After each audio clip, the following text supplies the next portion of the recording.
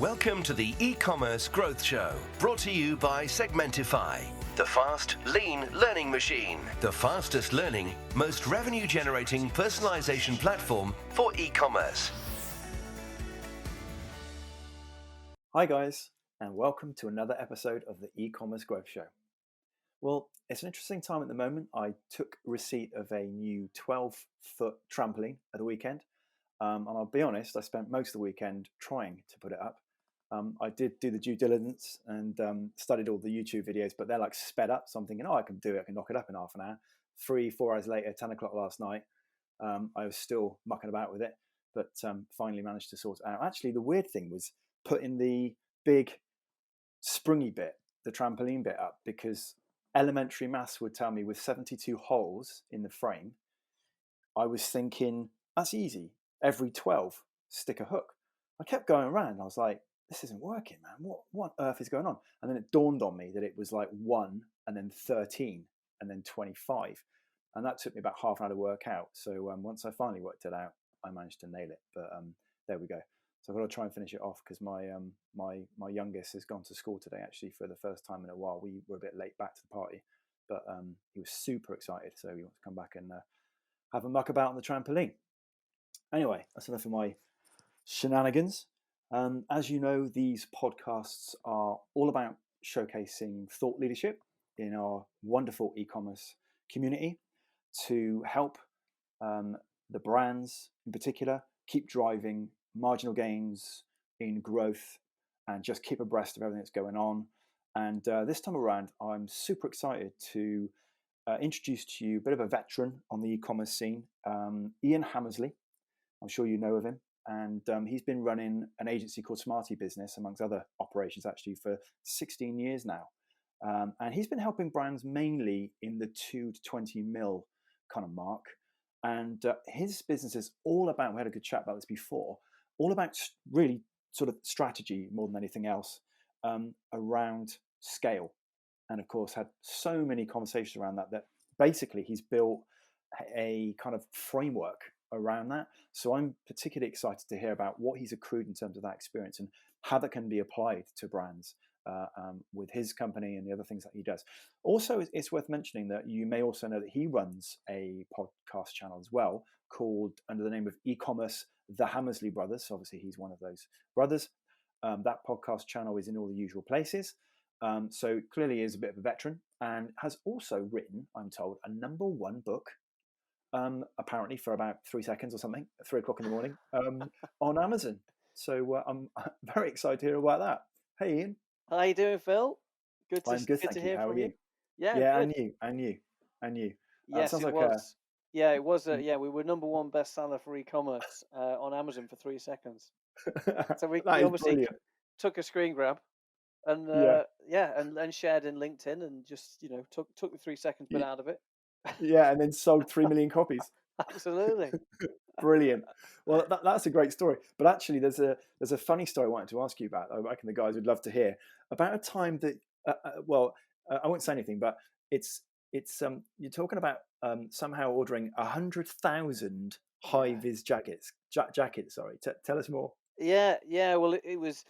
This was really how we got started in e-commerce. Yeah. So this was must have been about 2002. Uh-huh. So a long time ago now, and Yeah.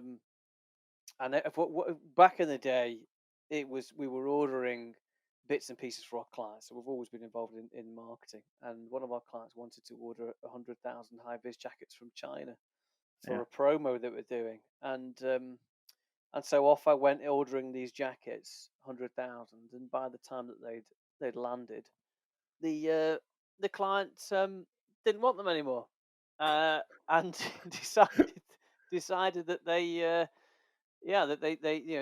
contract hadn't been signed and they didn't want them anymore. They changed their mind, so I was left with No these way. 100,000 high vis Wow. jackets. That Yeah, you'd paid for as well. I'd paid for them. Yeah, Oh they my were paid word. for them. So then I had to think, well, okay, how do I get rid of them? What do I do? I'm sat with these 100,000 high vis jackets. So that was how I got into e-commerce through absolute necessity. I think I Brilliant. didn't sleep for because I was only a young man. It was a lot of No money for way. me, Yeah. and I had to figure out how to flog them. and Seriously? yeah, yeah, and So did you then? How did you do it? I mean, yeah, obviously, in a nutshell, like, yeah. Well, so obviously we went onto Amazon, went onto eBay, and started yeah, doing pay-per-click ads and Google Shopping, brilliant. and drop and putting them into pick and pack warehousing and all that sort of stuff. And Wow. eventually, yeah, Amazing. So they that went. So experience like forced you into e-commerce, and it, then that was the beginning of your journey almost, that, this kind of that's blessing in absolutely right. disguise, right? That's absolutely right. And Wow.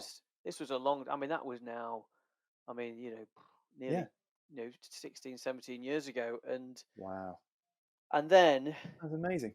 Mark and I, my brother and I, have sat at the coalface with Yeah. since then hundreds of e-commerce businesses, Yeah. Yeah. and Yeah. um, and seeing the ones that scale and the ones that haven't scaled, Yeah. and you learn a lot about the Mm. ones that don't work, Yeah. and then you spot, over time you spot Yeah. patterns, and Yeah. it was really just being involved with so many e-commerce clients that we're Mm. not smarter than anybody else, far from it. we No. just we just had more exposure, so we Yeah. learned more in a faster period.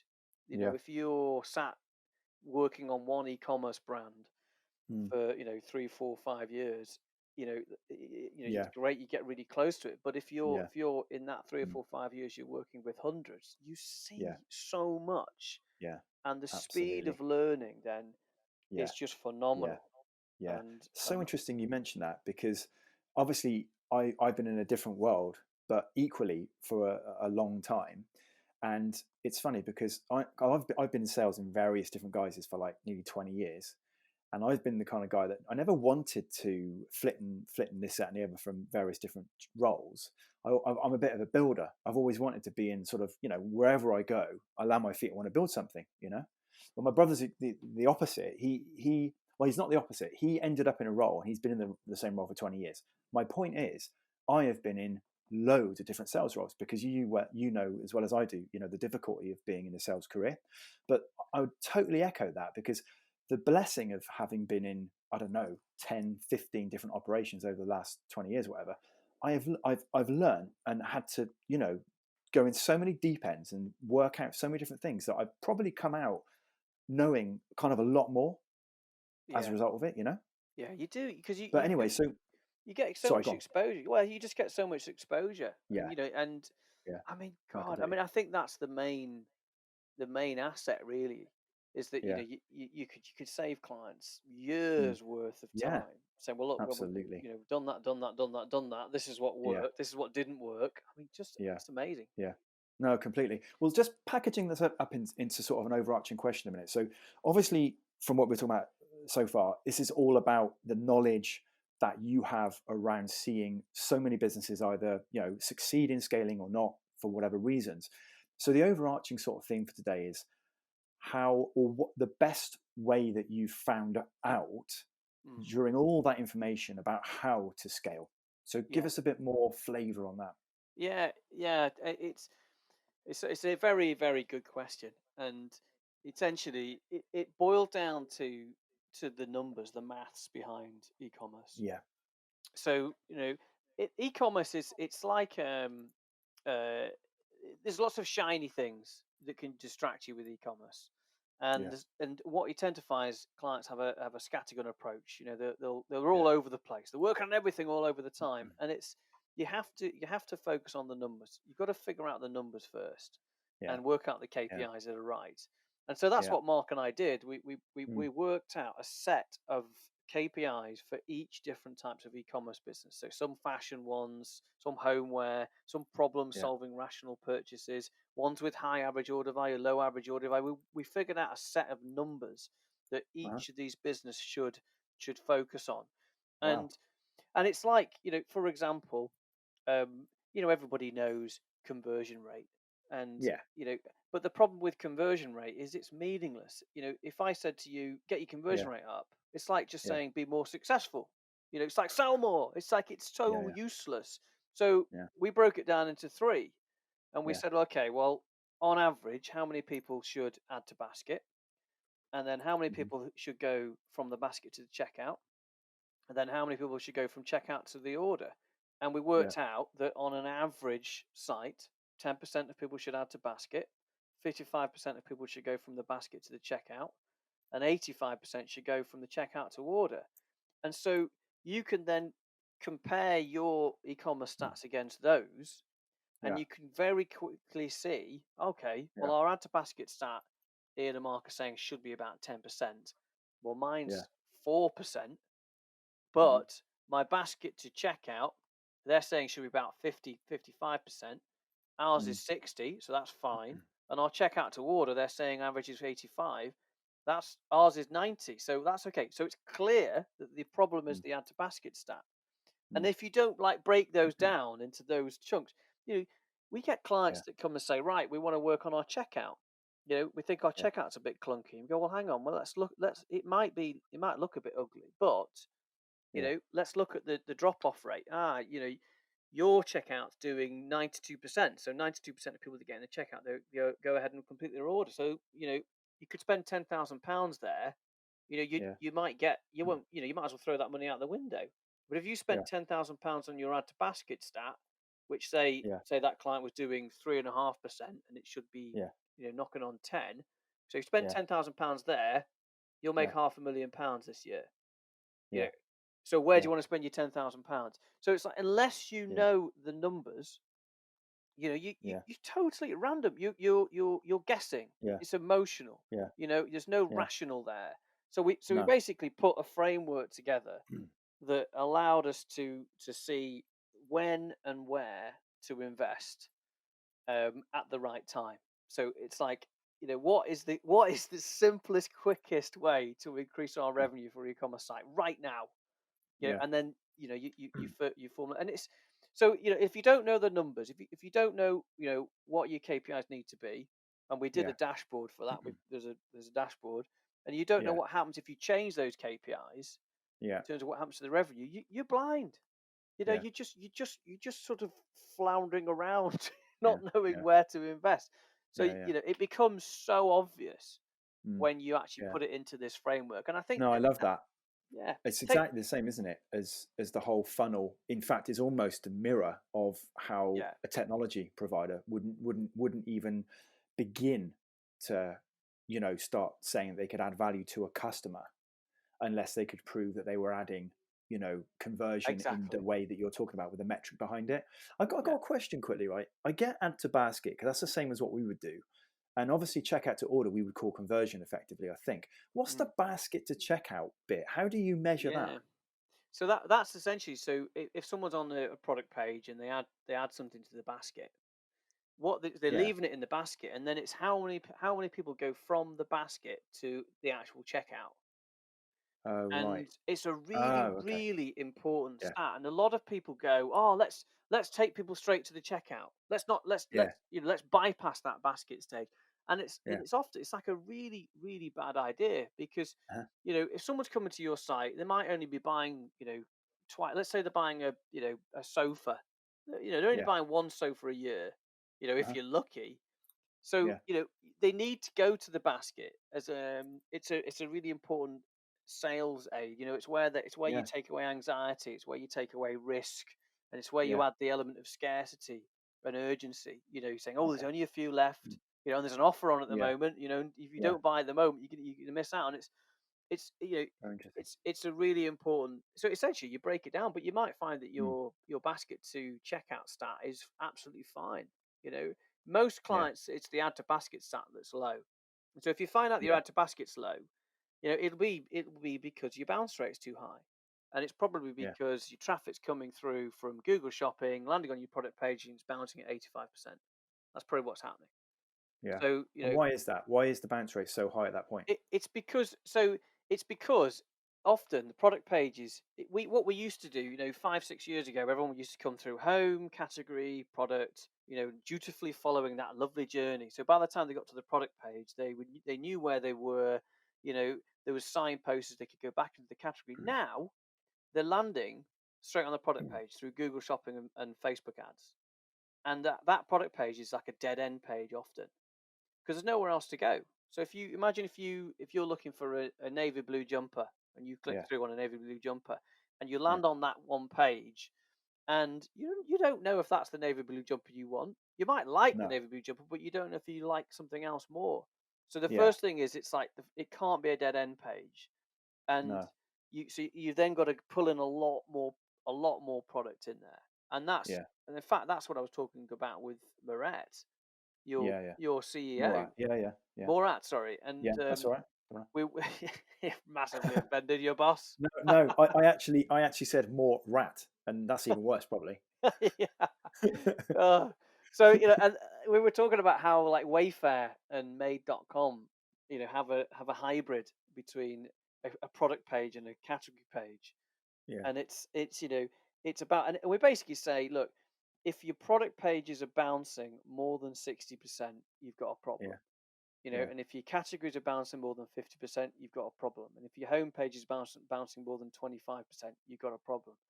So Yeah. if you have a number for everything, Yeah. you then have something to compare against. And I think people Yeah. in our industry are so reluctant to give out a number. What's an Mm. average conversion rate? Oh, well, it depends on what you're selling, and if it's a problem solving purchase, it depends on your average order value. That's Yeah. so unhelpful.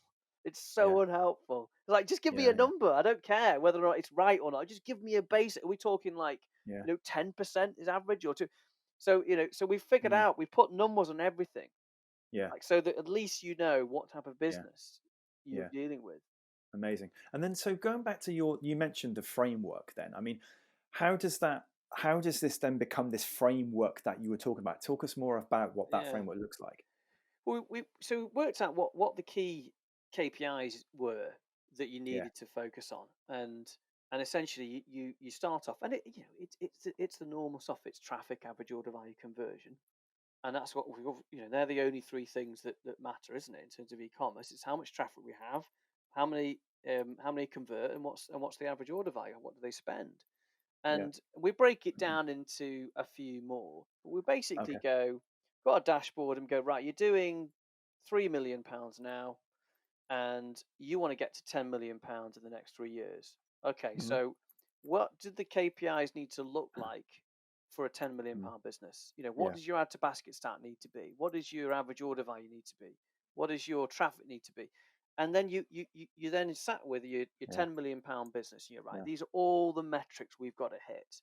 And then Yeah. you work back from Mm. there to what you Yeah. are now, and that then formulates the roadmap. Yeah. And it forces you Mm. to think about that £10 million picture, Yeah. and to stop faffing around with things that don't matter. And Yeah. and the main thing is, and I think, like with anything in life, really, it's about focusing. Focusing on the right thing at the right time, Yeah. and not Yeah. getting distracted. No. No. So we basically built this Google sheet Hmm. to do this, and Hmm. it's a very simple way. And you put your numbers in, and you pull them off Google Analytics, and essentially it tells you exactly where you need to be. And then each month you go, Wow. well, we said our add to basket stat needed to be 7%, Yeah. but it's only 4%, and we're like, oh my god, it's now militant focus on the KPIs, and you forget everything else. Yeah. You go, we Yeah. are doing nothing else other than Mm. sorting out Mm. that. Mm. Mm. It pulls everything together, Yeah. you know.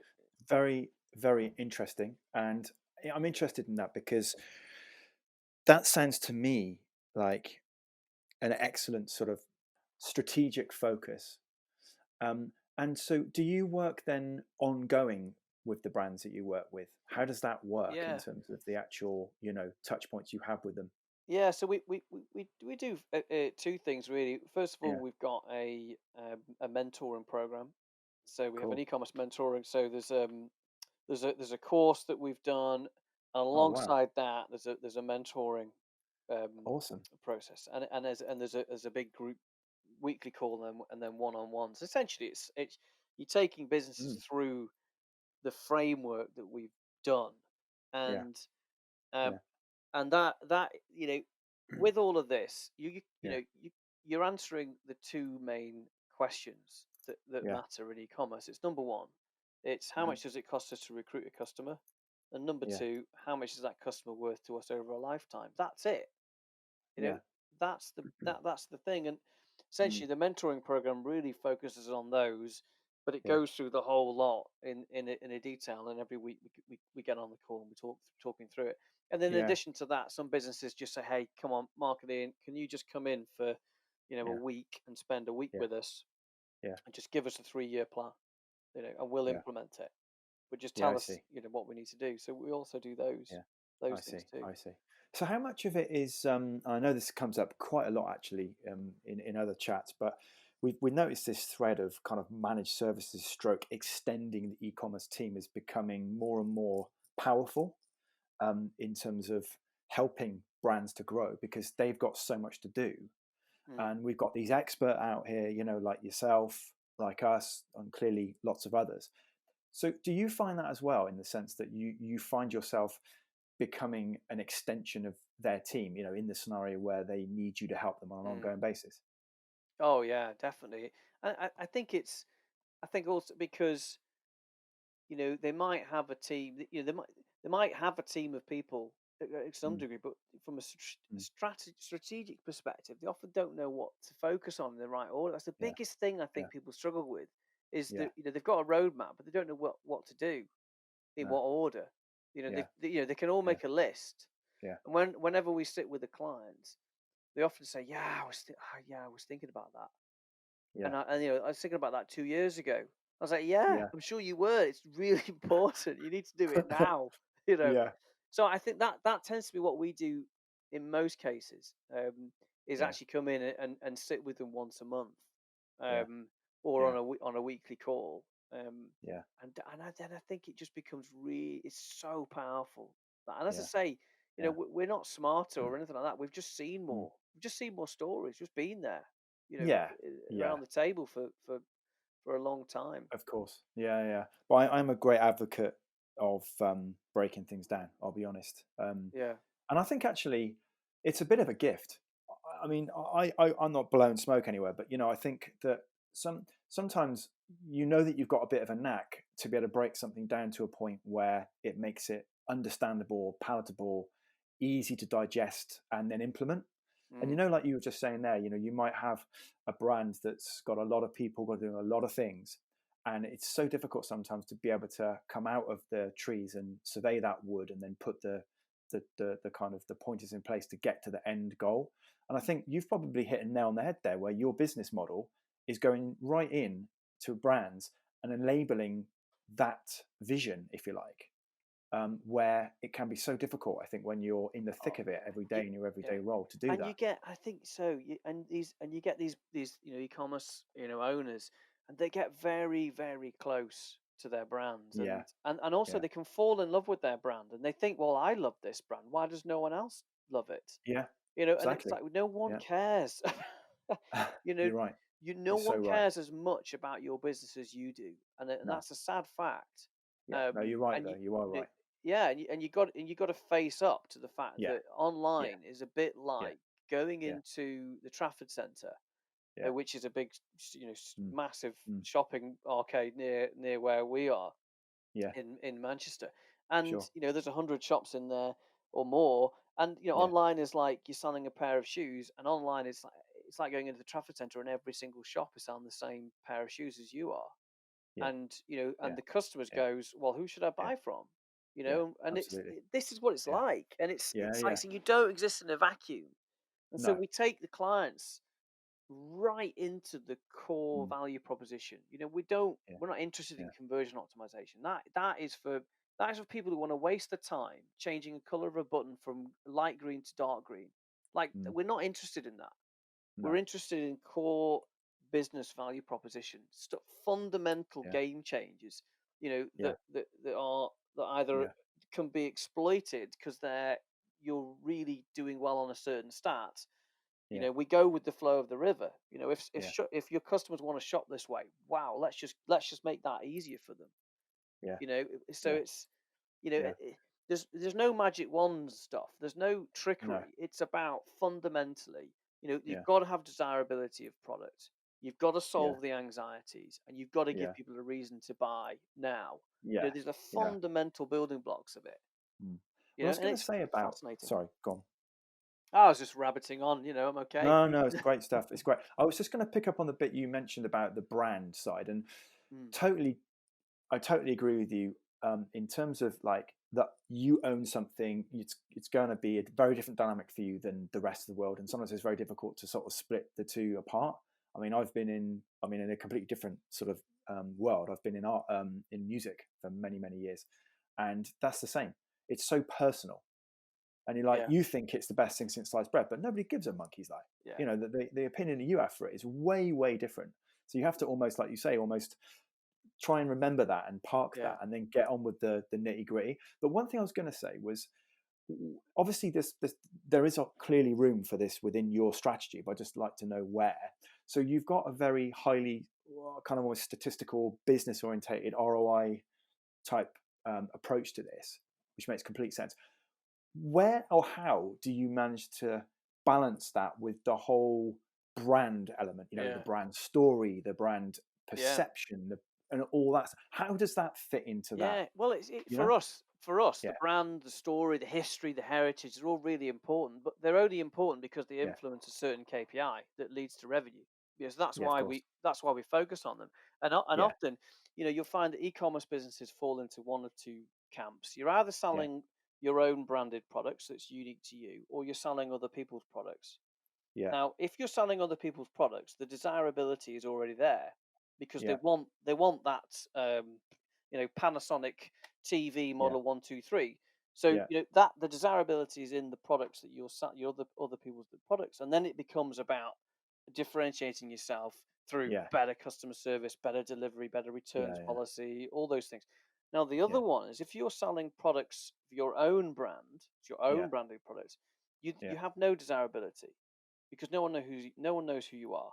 No. So you've got to create that desirability through the brand, the history, the story, the heritage, Yes. and Yeah, that's why yeah, it's very important. And yeah, yeah, we take these customers through something we call the market square tests, and we yeah. say, right, we want you to imagine, and we make them do this. So go into Uh-huh. go into Google.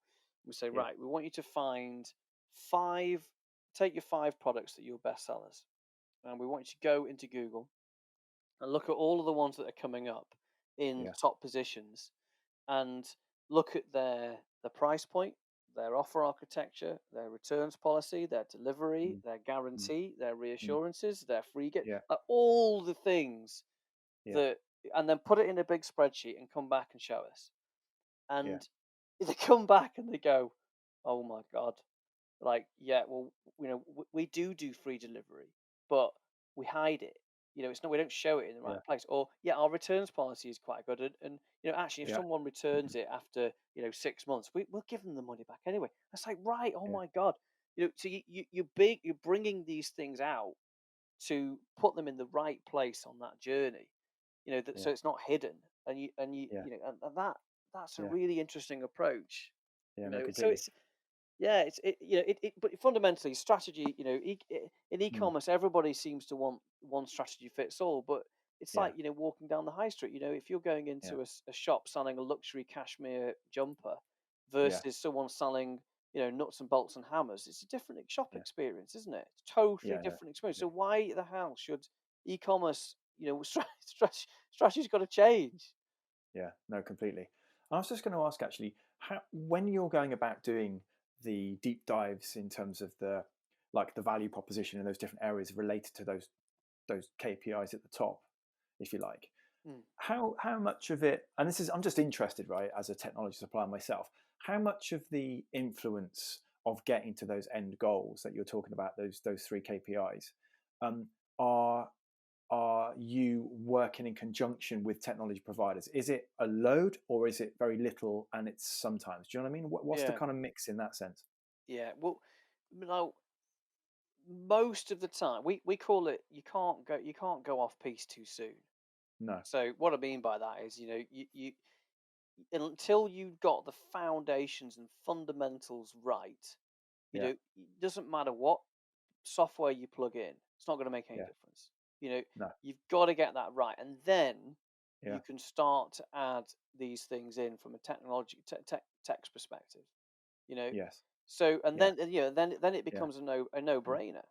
Yeah. So you And it don't lead with it clearly, right? You yeah, get the fundamentals sorted.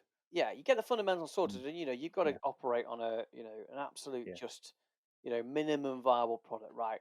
yeah, Until your business is doing yeah, 0 to 1 million, you're in yeah, beta. Every yeah, day is a yeah, test. completely. You're Yeah, not yeah, interested in, you shouldn't be interested in making profit. no, You're just testing. Can I recruit customers, and can I yeah, get them to buy again? And yeah, that once you get past 1 million, then you can start to actually put some yeah. more money in, Yeah, and no, push completely. a bit harder. You're right. We find the same actually, because obviously as a tech supplier, you want to help everyone, but you've also got to be realistic that the brand's got to be having value from, say, personalization, in the sense that Mm. you've got to have a certain number of products and a certain number of purchases before it becomes worthwhile in deploying any kind of Yeah, personalization. yeah, So yeah, it makes complete sense. But I mean, we could probably talk all day about this, but um, just give us a bit of a flavor. If there was like I mean, obviously it's been brilliant. It's all about a formula for scale, which is fantastic. What about giving the guys sort of a key nugget, if you like, that would be something that they could take away? yeah. Well, I think probably I think the interesting question is like what's happening now, like Yeah, 2020 with yeah, obviously lockdown and actually and budget, and obviously we had Brexit at the start of the year, and yeah, yeah, essentially the overall theme is how can yeah, we get more revenue with less spend? mm, And yeah, and I think the answer to that question is yeah, is to improve your KPIs of your site. So, yeah, yeah, if you've got a budget of £10,000 a month and you're spending that on Google Shopping, bit of Facebook yeah, paid, um, you know, and you're getting a return on investment of like times four. So you spend £1 and you're getting mhm, £4 back. You should yeah, spend as much as you can yeah, until that metric fails. yeah, And then when that metric fails, so you can't spend any more because your return on ad spend mm, goes to a point where you're actually unprofitable. It goes to like one for £3 back. Then you've yeah, got to look at your KPIs. You've got to go, well, yeah, how can I improve my average order value? And you yeah, go, well, I can only improve yeah, my average order value by two ways: either more yeah, expensive products or more items per order. yeah, Or I can improve the conversion rate because my add to basket starts low. mm, So it's about how you can do more with less, and that's yeah, where you've yeah, got to look at your numbers. You've mm, got to benchmark mm, your site, mm, and you've mm. got to see where you're strong and see where you're weak. Yeah, no, totally. And what I love about it is that you're talking from a standpoint of being in the industry for a long time.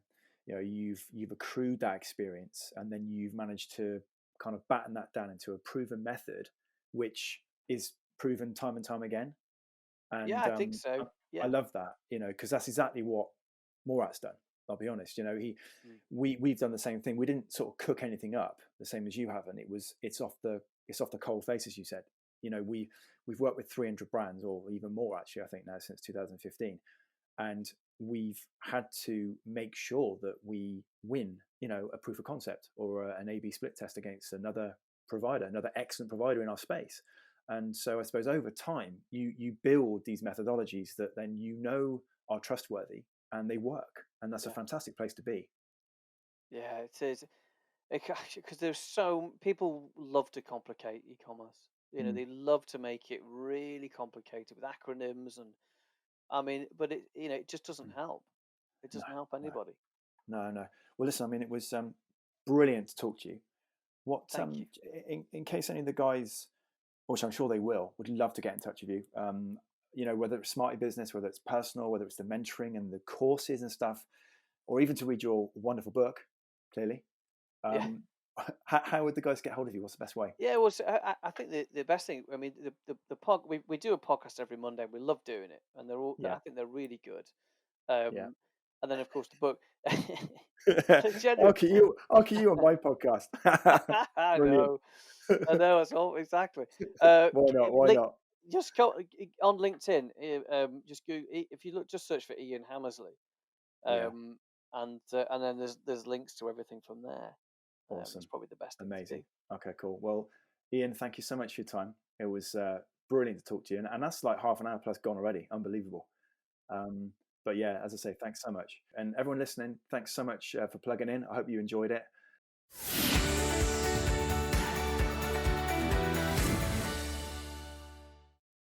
it just remains for me to say, as I always do, if you haven't done so already, chip over to segmentify.com/podcast and sign up for any of the new and existing podcasts that we've done. As always, leave a review on the Apple Player, follow us on Spotify, that kind of thing. And the other thing to mention is that if you've got any questions, or like today, you've got any particular topics that you really want to get down with, and we can do some research around that and speak to some other people, or you want to be involved, just give me an email. I'm at phil@segmentify.com. But as I say, thank you so much for your time, everybody. Thank you, Ian, again, and we'll look forward to speaking to you again soon. Put us to the test and let us prove we can drive more revenue for you. Sign up for a completely free proof of concept or split test against your current provider, set up and optimized by our team within a few days at segmentify.com/demo.